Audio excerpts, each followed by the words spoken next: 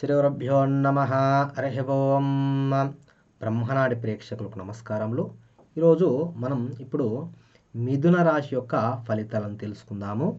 మిథున రాశి అంటే ఏ నక్షత్రాలు ఉంటాయి అంటే మృగశిర నక్షత్రము 2 పాదములు, ఆరుద్ర నక్షత్రము 4 పాదములు, పునర్వసు నక్షత్రము 3 పాదములు కలిపి మిథున రాశి అనేది ఏర్పడుతుందన్నమాట. ఎలాంటి ఏ అక్షరాలు అంటే కా అక్షరము, కి అక్షరము, కు అక్షరము, ఘ అక్షరము, జ్ఞాక్షరము, చ అక్షరము, కే అక్షరము, కు అక్షరము, హ అక్షరం అన్నమాట.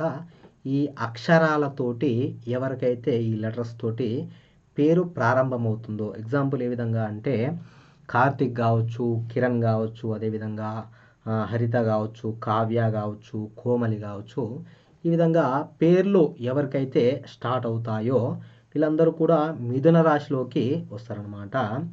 దీని యొక్క గుర్తు ఏంటంటే ఒక పురుషుడు మరియు ఒక స్త్రీ ఒకరు ఎదురుగా చూసినట్లు ఉంటుంది. అదేవిధంగా వాయుతత్వం మరియు ద్విస్వభావం ఉండటం వల్ల వీరికి పూర్తిగా వ్యాపార మనస్తత్వం ఉంటుంది.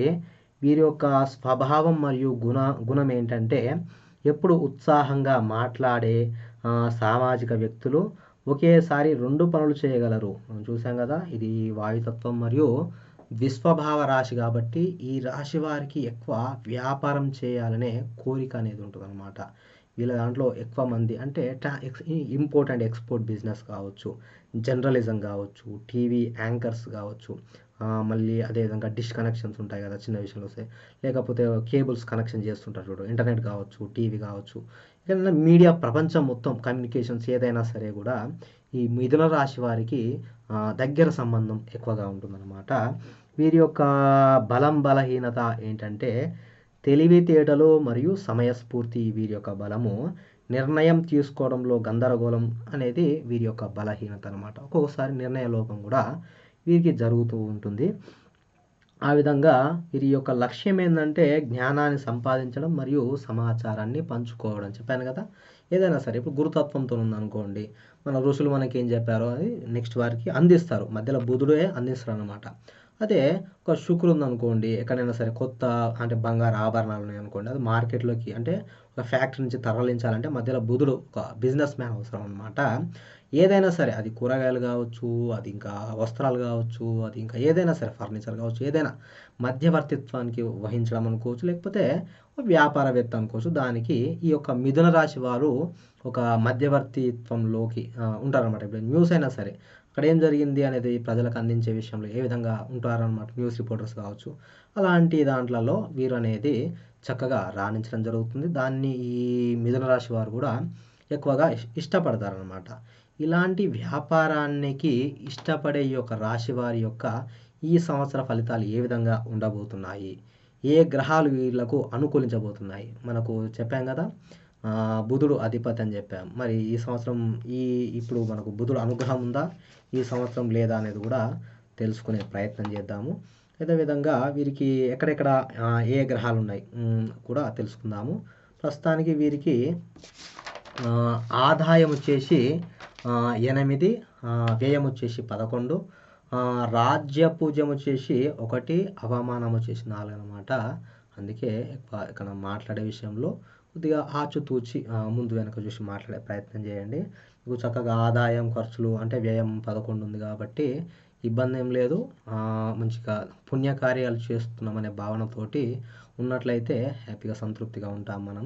ఇప్పుడు గ్రహాలు ఎక్కడెక్కడ ఉన్నాయి, ఈ మిథున రాశికి ఎక్కడెక్కడ సంచరిస్తున్నాయి, ప్రస్తుతానికి ఈ నెల గురించి ఎక్కువగా మాట్లాడుకుందాము. అదేవిధంగా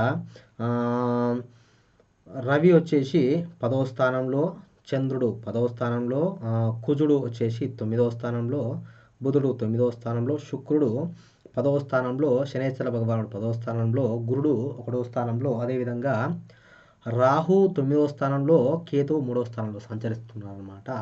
ఈ సంచారం వలన మీరు బాగా గుర్తుపెట్టుకోవాలి ఏంటంటే గురుగ్రహము, కేతుగ్రహము, రాహుగ్రహము, శనేశ్వర గ్రహం, ఈ 4 గ్రహాలు ఎక్కువ కాలం ఉంటాయి అన్నమాట. ఎక్కువ కాలం ఉంటాయి కాబట్టి వీటి మీద ఎక్కువ దృష్టి మనం పెట్టాలి. ఫస్ట్ ఈ 4 గురించి తెలుసుకున్నట్లయితే గురుబలం ఉందా అంటే గురుడు మిథున రాశిలోనే సంచరిస్తున్నాడు ప్రస్తుతానికి.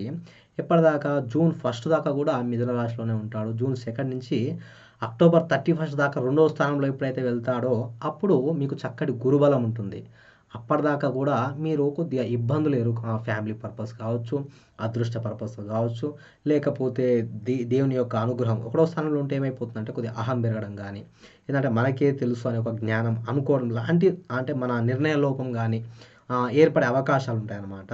అలాంటి యొక్క మిస్టేక్స్ ఉంటాయి కాబట్టి మనము ఈ యొక్క జూన్ ఉంది కదా, జూన్ 1 దాకా కూడా ఏదన్నా కొత్త ప్రయత్నాలు అంటే పెళ్ళిళ్ళు కావచ్చు, వివాహాలు, శుభకార్యాలు కానీ చూసుకునే ప్రయత్నాల్లో తర్వాత చూసుకుంటే మాత్రం చక్కగా మీకు అనుకూలంగా ఉంటాయన్నమాట. అప్పటిదాకా కూడా ప్రయత్నం చేయొచ్చు. కాకపోతే గురువు యొక్క పూజ చేసుకొని ప్రయత్నం చేసినట్లయితే చక్కటి శుభ ఫలితాలు అనేది మీకు దొరుకుతాయి.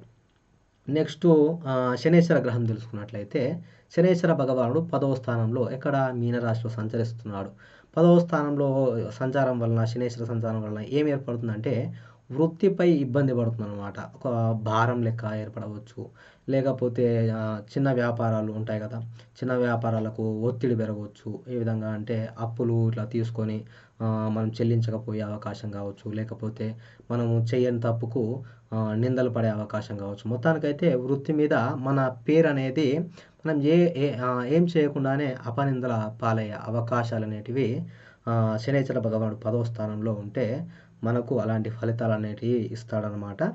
అదేవిధంగా రాహు 9వ స్థానంలో, రాహు 9వ స్థానంలో సంచారం వలన ఎలాంటి ఫలితాలంటే దేవుని యొక్క అనుగ్రహం అనేది మనకు సరిగ్గా ఉండదు. భక్తి సరిగ్గా ఉండదు. గుడికి వెళ్ళాలంటే కూడా మనకు ఇంట్రెస్ట్ ఉండదన్నమాట. ఎలాంటి ప్లేసెస్ అంటే ఏవైతే మనకు జ్ఞానానికి సంబంధించిన దేవాలయాలు కాకుండా ఉంటాయో అలాంటి ప్లేసెస్కి వెళ్తాం అనమాట.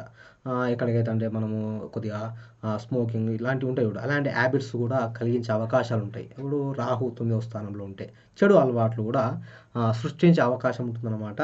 కాకపోతే ఫారెన్ విషయంలో మంచి యోగ్యత కలిగిస్తుంది. ఫారెన్ విషయంలో విదేశాలకు వెళ్ళాలన్నా కానీ, లేకపోతే మన ఆచార మన సంప్రదాయాలకు విరుద్ధంగా ఏదైతే పనులైతే ఉంటాయో అన్నిటికీ బాగుంటుందన్నమాట. కానీ ధర్మబద్ధంగా ఉండదు కాబట్టి 9వ స్థానం అనేది ఇప్పుడు మనకు మాత్రం దుస్థానంగానే భావించాలి. ఏదైనా మన ఫ్యామిలీలో కానీ మనకు కానీ చెడు అలవాట్ల విషయంలో, దేవత మీద భక్తి పోయే విషయంలో, లేకపోతే దేవత ఆగ్రహానికి గురయ్యేది కూడా రాహు 9వ స్థానంలో చూపిస్తుంది కాబట్టి అవన్నీ కూడా తొలగిపోవడానికి దుర్గా భవాని అమ్మవారిని పూజ చేసుకునే ప్రయత్నం చేయాలి. అదేవిధంగా కేతువు 3వ స్థానంలో సంచరిస్తున్నాడు. కేతువు 3వ స్థానంలో సంచరించడం వల్ల మనకి ఎలాంటి ఫలితాలు అంటే చక్కటి శుభ ఫలితాలు అనేటివి కలుగుతాయి. ఏ విధంగా అంటే మనకు డిసెంబర్ 6 వరకు కూడా, డిసెంబర్ 5వ తారీఖు వరకు కూడా కేతువు ఇక్కడనే ఉంటాడు. ఎక్కడ మీకు మిథున రాశికి 3వ స్థానం ఎక్కడ మనకు సింహరాశిలోనే సంచరిస్తూ ఉంటాడనమాట. కాబట్టి అప్పటిదాకా కూడా మీకు చక్కటి కేతువుతోటి మీరు పనులనేది సక్రమంగా అంటే ఒక వైద్య పరంగా కావచ్చు, లేకపోతే మీరు ఎక్కడన్నా మెడిటేషన్ నేర్చుకోవాలన్నా, మెడిటేషన్ విషయంలో ఒక దగ్గర స్థిరంగా కూర్చొని దేవత అనుగ్రహం పొందాలన్నా కానీ ఇలాంటి విషయంలో కేతు అనుగ్రహిస్తాడు. అదేవిధంగా 3వ స్థానం పరాక్రమము, యుద్ధంలో గెలవడం కానీ, మంచిగా బలం రావడం కానీ, దేన్నన్నా వస్తే తట్టుకునే విధంగా కేతువు యొక్క అనుగ్రహం మీకు లభిస్తుందన్నమాట. చెప్పాను కదా, మీకు గురుడు అయితే జూన్ తర్వాత మీకు అనుకూలిస్తున్నాడని చెప్పాను. కేతు అయితే ఆల్రెడీ డిసెంబర్ 6 వరకు అనుకూలతతో ఉందన్నమాట. కాకపోతే రాహు యొక్క అనుగ్రహం, శనేశ్వర యొక్క అనుగ్రహం అనేది కొద్దిగా కొరత ఉందన్నమాట. ఈ కొరత తగ్గించుకోవడానికి శనివారం రోజు శనేశ్వర భగవానునికి పూజ చేసుకోవడము, రాహు భగవానునికి పూజ చేసుకోవడము, అదేవిధంగా శనేశ్వర దేవత శివుడికి మంచిగా ఆరాధన చేయడం, లేకపోతే వెంకటేశ్వర స్వామికి మంచిగా దండం పెట్టుకోవడము, రాహు దుర్గాదేవి పూజ చేసుకోవడం ద్వారా ఈ దోషాలన్నీ తొలగిపోతాయి. ఇవే కాకుండా కొద్దిగా ఈ నెలలో అంటే ఇప్పుడు ప్రస్తుత నెలలో ఈ మార్చి నుంచి ఏప్రిల్ వరకు వేరే గ్రహాలు కూడా ఏ విధంగా ఉన్నాయో కూడా తెలుసుకునే ప్రయత్నం చేద్దాము.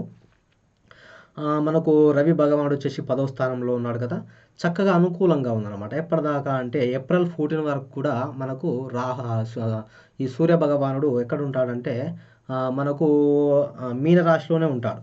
ఏప్రిల్ 14 తర్వాత మనకు మీనరాశిలోనే ఉంటాడనమాట.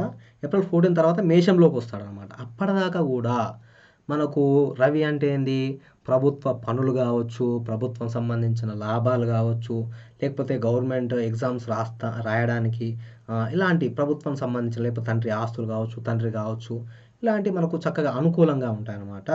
అదేవిధంగా చంద్రుని బలం 2.5 రోజులే ఉంటుంది కాబట్టి పెద్దగా దాన్ని పట్టించుకోవాల్సిన అవసరం లేదు. అదేవిధంగా కుజ బలం గురించి మాట్లాడుకున్నట్లయితే కుజుడు ఒక రాశిలో 3 నెలలు సంచరిస్తాడు కాబట్టి మనకు కుజుడు 9వ స్థానంలో ఉండడం కూడా మనకు మన మానసిక ప్రభావం మీద కావచ్చు, దేవత అనుగ్రహానికి కావచ్చు, ఏంటంటే కుజుడు అనేది కోపమైన గ్రహం కాబట్టి ఇబ్బందికరంగానే ఉంటుంది కాబట్టి ఒకవేళ మీకు సెల్ఫ్ కాన్ఫిడెన్స్ దెబ్బతిన్నా కానీ, అతిగా కోపం వస్తున్నా కానీ, లేకపోతే పరీక్షలు వస్తూ ఉంటాయి, కొద్దిగా భయం ఆందోళన కలుగుతున్నా కానీ తప్పకుండా కుజుడికి మంగళవారం రోజు ఆంజనేయ స్వామికి తప్పకుండా మీరు పూజ చేసుకోవాలన్నమాట. అదేవిధంగా బుధుడు 9వ స్థానంలో కూడా సంచరిస్తున్నాడు. బుధుడు ఈ నెలలో ఎప్పటిదాకా మీకు ఏప్రిల్ 11th వరకు కూడా, అంటే వచ్చే నెల, ఇప్పుడు మార్చ్ కదా, ఏప్రిల్ 11th వరకు కూడా బుధుని యొక్క బలం మీకు తక్కువగా ఉంది. ఏప్రిల్ 11 తర్వాత మళ్ళీ బుధ బలం స్టార్ట్ అవుతుంది అనమాట. బుధ బలం కూడా కంపల్సరీ మనకు అవసరమే. బుధుడు అంటే బిజినెస్ సంబంధించిన ఆలోచన, జ్ఞాపక శక్తి ఇవన్నీ ఉంటాయి కదా. అప్పటిదాకా లేదు కాబట్టి ఒకవేళ బిజినెస్లో మీకు ఇబ్బంది ఏర్పడితే మాత్రం తప్పకుండా బుధవారం రోజు విష్ణుమూర్తికి తులసి దళంతో పూజ చేయడం ద్వారా ఆ దోషాలన్నిటివి తొలగిపోతాయి. అదేవిధంగా శుక్రబలం కూడా లోపించింది. శుక్రబలం లోపిస్తే మాత్రము డబ్బులు అంటే అన్ని వేరే గ్రహాలు మంచిగా ఉన్నాయి. బాగా గుర్తుపెట్టుకోండి, ఇన్ని గ్రహాలు చెప్తున్నారు కదా, ఏ విధంగా ఇబ్బంది పడతాం కదా అనుకోవద్దు. మీకు ఆల్రెడీ మీ జన్మజాతకస్య మీకు కొన్ని బలాలు ఆల్రెడీ ఉంటాయన్నమాట. కాకపోతే కొన్ని బలాలు తక్కువగా ఉండేటివి ఇప్పుడు ఈ రాశి ఫలితాలలో చూపిస్తే ఆ రాశి ఫలితాలను బట్టి మీరు ఆ పూజలు చేసుకుంటారని నాకు తెలియజేస్తున్నాను అనమాట. ఒకవేళ మీ జన్మజాతకంలో కూడా ఇబ్బంది ఉండి రాశి ఫలితాలు కూడా ఇన్ని గ్రహాలు ఇబ్బంది వస్తే మీరు ఒక్క దేవుణ్ణి, శివుణ్ణి కావచ్చు, విష్ణుమూర్తిని, వెంకటేశ్వర స్వామిని కావచ్చు, లేకపోతే దుర్గాభవాని ఎవరన్నా ఒకరిని చక్కగా మీకు ఏ విధంగా పూజ అయితే చేస్తారో ప్రతిరోజు ఆ విధంగా మీరు పూజ చేసుకున్నా సరిపోతుంది. అన్ని గ్రహాలు కూడా చేసుకోవాల్సిన అవసరం లేదు. ఇప్పుడు శుక్రుడిని తెలుసుకున్నాం కదా, అదేవిధంగా శుక్రుడు కూడా వచ్చే నెల వరకు కూడా అంతగా అనుకూలంగా లేదనమాట. మనకు మిథున రాశి వరకు అనుకూలంగా ఉన్న గ్రహాలు ఏవైతే ఉన్నాయంటే ఒకటి రవి భగవానుడు, చంద్ర భగవానుడు, అదేవిధంగా కేతు అనమాట. ఈ నెలలో చూసుకున్నట్లయితే గురువు కావచ్చు, అదేవిధంగా రాహు కావచ్చు, ఇతర కుజ, బుధ, శుక్ర, శనేశ్వర కావచ్చు కొద్దిగా ఇబ్బందికరంగా ఉన్నందున కొద్దిగా జాగ్రత్తగా ఉండాలి. ఏ గ్రహం లోపిస్తుంది, దేనికైతే మనం ప్రయత్నం చేస్తున్నాము, మన గోల్ ఏందో తెలుసుకోండి. ఆ గోల్ తగ్గట్టు ఇప్పుడు దేనికన్నా పోటీ పరీక్షలకైతే కుజుని యొక్క అనుగ్రహం పొందండి, వివాహాలకైతే గురుని యొక్క అనుగ్రహం పొందండి, లేకపోతే చక్కగా ఏదైనా కొనుగోలు చేసే విషయంలో శుక్రుని యొక్క అనుగ్రహం పొందండి, వ్యాపారంలో స్థిరత్వం, అనుకున్నది స్థిరత్వం పొందాలి, ఇవన్నీ అనుకుంటే శనేశ్వర అనుగ్రహం పొందాలి. ఈ విధంగా ఏదైతే అనుగ్రహాలు అయితే మనకు లేవో, ఏవైతే మనము దేని విషయంలో అయితే బలహీనంగా ఉన్నామో వాటి మీద దృష్టి పెట్టి చక్కగా పూజలు చేసినట్లయితే చక్కటి శుభ ఫలితాలు అనేటివి కలుగుతాయన్నమాట. మీకు కొద్దిగా మిథున రాశి గురించి కొద్దిగా ఇన్ఫర్మేషన్ చెప్పానని భావిస్తున్నాను. అందరికీ కూడా మీకు ఈ వీడియో నచ్చినట్లయితే దయచేసి లైక్ చేయండి, షేర్ చేయండి, సబ్స్క్రైబ్ చేసుకోండి. అదేవిధంగా క్వశ్చన్స్ అడిగే ప్రయత్నం చేయండి. ఇప్పటిదాకా మీకు చెప్పాను కదా, మీకు కొద్దిగా డౌట్ ఉంటుంది, దీనికి ఒక వారం రోజుల దాకా కూడా నేను రెస్పాండ్ అయ్యే అవకాశం ఉంటుంది. ఏదైతే మనకు మిథున రాశి గురించి కొన్ని ఈ నెల వరకు ఏ గ్రహాలు అనుకూలం ఉన్నాయి, ఒక నెలలో అన్ని గ్రహాలు కూడా అనుకూలంగా ఉండే ఒక స్పాట్ అనేది ఒకటి ఉంటుంది. ఆ నెలలో ఏదైనా మనం కొత్త బిజినెస్ కానీ స్టార్ట్ చేస్తే మంచిగా వెలుగులోకి రావడం కానీ, ఒక 4-5 శాఖలుగా అంటే వ్యాపారం అనేది వృద్ధి పొందడం కానీ జరుగుతాయి అన్నమాట. అలాంటి ఏమైనా డౌట్స్ ఉన్నా కానీ మీరు నాకు మెసేజ్ చేయొచ్చండి. ఓకే అండి, ఈ వీడియో మీకు అర్థమైందని భావిస్తూ ఇక సెలవు తీసుకుంటున్నాను. శుభం భూయాత్.